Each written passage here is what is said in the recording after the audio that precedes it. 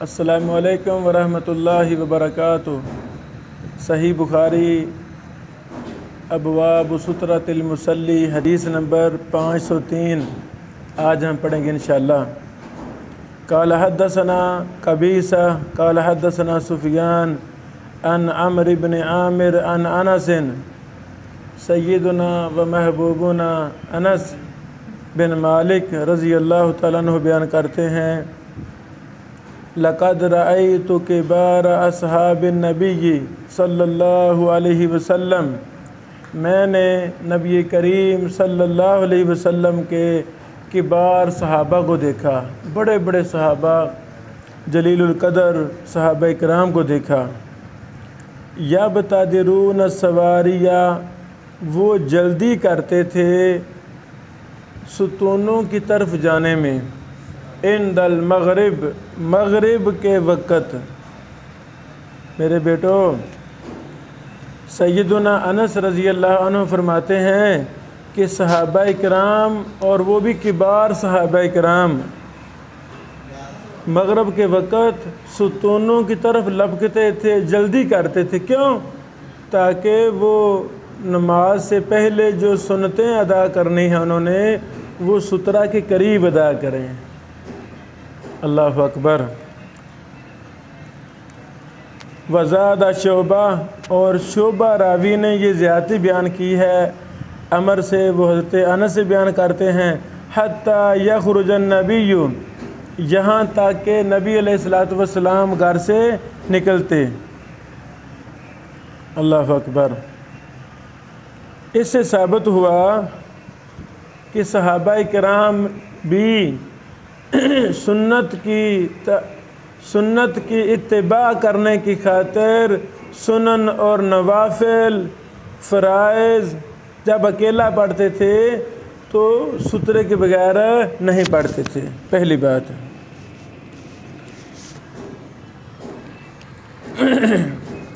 اگلا باب، باب الصلاۃ بین السواری فی غیر جماعہ، جماعت کے بغیر ستونوں کے درمیان نماز پڑھنا بالکل جائز ہے۔ با جماعت نماز نہیں ہے، اکیلے نے نماز پڑھنی، جہاں مرضی پڑھ لے، جہاں سترا اس کو رکھنا آسان ہو، ہوادار ماحول ہو، اندر پڑھ لے، باہر مسجد کی پڑھ لے، جہاں مرضی نماز پڑھ لے اکیلا۔ تو اکیلا بندہ ستونوں کے درمیان نماز پڑھ سکتا ہے۔ مسئلہ ہے با جماعت نماز کا۔ ہاں، با جماعت جب نماز ہو تو ستونوں کے درمیان صف ہوتی نہیں ہے، وہ ٹوٹ جاتی ہے۔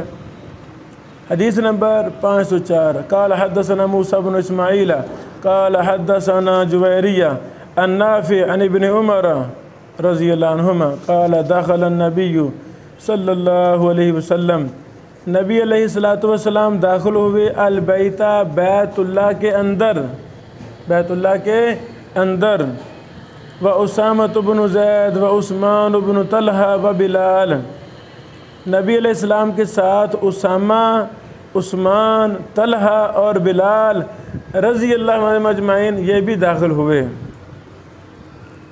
فاطال، آپ نے وہاں کچھ دیر لگا دی، یعنی زیادہ عرصہ اندر رہے۔ ثم خرج، پھر آپ علیہ السلام بیت اللہ سے باہر نکلے۔ کنت اول الناس، یہ ابن عمر فرماتے ہیں میں پہلا شخص تھا، داخل علی اثرہ، جو آپ کے بعد اندر گیا۔ نبی علیہ السلام جب اندر گئے تو ان کے فوراً بعد، اثرہ کے مطلب ہوتا ہے نشانات، پاؤں کے نشانات۔ نبی علیہ السلام ابھی اندر داخل ہوئے تھے کہ فوراً میں بھی داخل ہو گیا، یہ مطلب ہے۔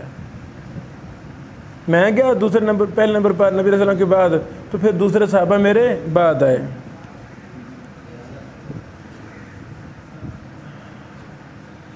فسألت بلالا،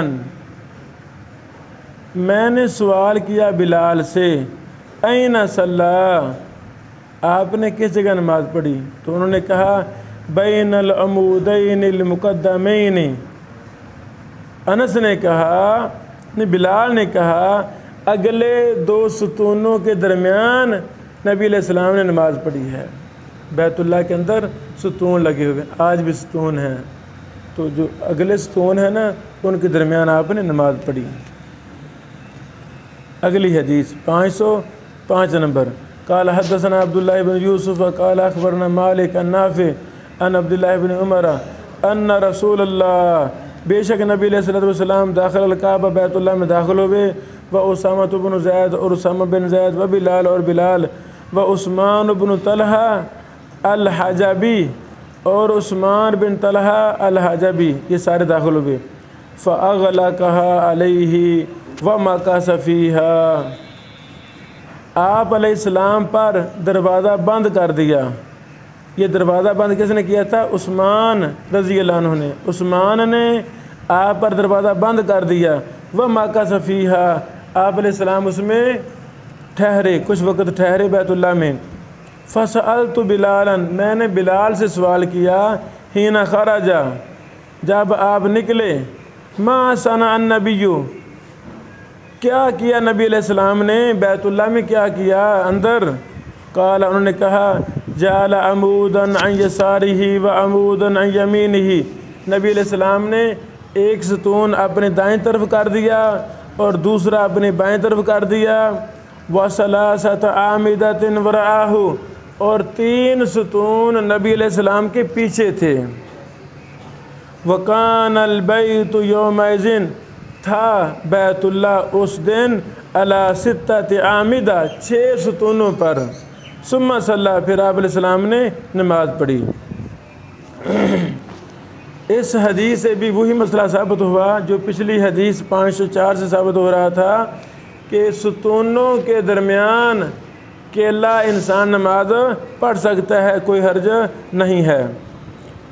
امام بخاری رحمہ اللہ فرماتے ہیں، وقال لنا اسماعیل حدثنی مالک وقال عمودین عن یمینی،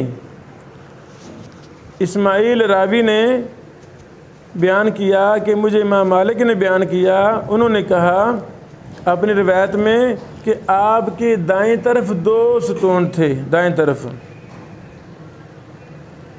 اللہ اکبر۔ یاد رہے ابو داود کی حدیث نمبر 673 میں ستونوں کے درمیان نماز پڑھنے سے منع کیا گیا ہے، تو وہ اکیلا شخص نہیں بلکہ وہ باجماعت مراد ہے، مراد ہے، اکیلے کی ممانعت نہیں ہے۔ اگلا باب ہے بابن، کچھ باب امام بخاری رحمہ اللہ نے بغیر عنوان کے قائم کیے ہیں، یہ بھی ان میں سے ہے۔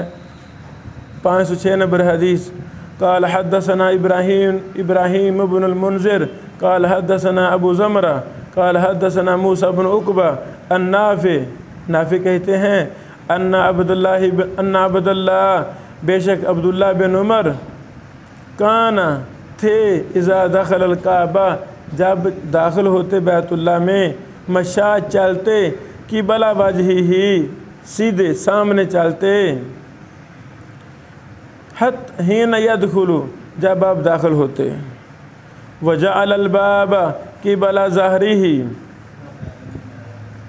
اور دروازے کو اپنے پیچھے کر لیتے، وجعل الباب قبلہ ظہرہ، اور بنا لیتے دروازے کو اپنی کمر کے پیچھے، فمشا، اور وہ چلتے، حتی یکون بینہ و بین الجدار، یہاں تک کہ ہوتا اس کے درمیان اور اس دیوار کے درمیان، الذی قبلہ وجہہ، جو ان کے سامنے ہوتی تھی، قریب من 3 اذرع، 3 ہاتھ کے قریب فاصلہ رہ جاتا، بیت اللہ کی اصل دیوار اور جہاں وہ نماز پڑھتے اس کے درمیان 3 ہاتھ کا فاصلہ رہ جاتا۔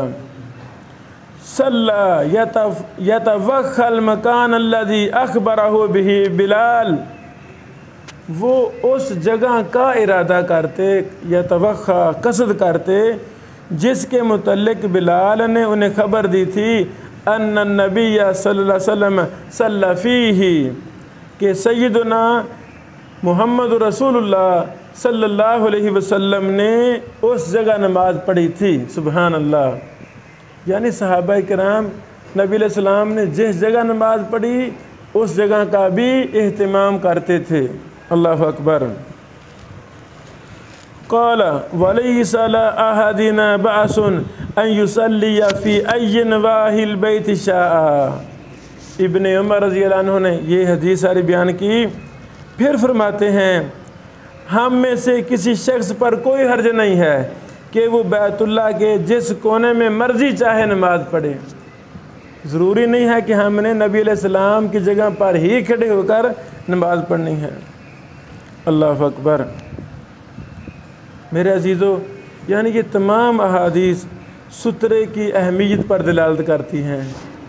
سترہ کتنا اہم ہے، صحابہ کرام نے کبھی بھی اس سے سستی نہیں کی۔ ہمیں بھی سترے کا ڈٹ کر اہتمام کرنا چاہیے۔ اللہ تعالی ہمیں اس متروکہ سنت کو زندہ کرنے کی توفیق عطا فرمائے۔ یہ باب پچھلے باب کی ایک نوع کی طرح ہے، فصل کی طرح ہے۔